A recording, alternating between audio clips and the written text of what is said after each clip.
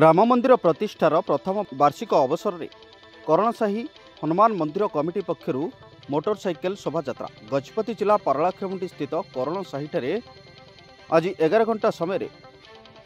हनुमान मंदिर कमिटी पक्षर एक बाइक शोभायात्रा अनुष्ठित हो अयोध्यार राम मंदिर प्रतिष्ठा उत्सवर प्रथम वार्षिक उत्सव अवसर में यह मोटरसाइकेल रैलीर आयोजन करा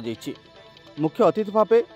दौ मठर महंत रामानंद दास महाराज विश्व हिंदू परिषदर हरिमोहन पट्टनायक करण समाजर सभापति भेंकटेश्वर पट्टनायक प्रमुख उपस्थित रही यह रैलीर शुभारंभ करथिले। ई अवसर में उक्त स्थान रैली बाहरी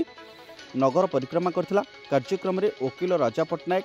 बापी पाटजोशी, ब्रज पट्टनायक, विश्व हिंदू परिषदर कैलाश पट्टनायक, लोकनाथ मिश्रଙ୍କ सह अन्य विश्व हिंदू परिषद एवं बजरंग दलर सदस्य माने उपस्थित रहिथिले।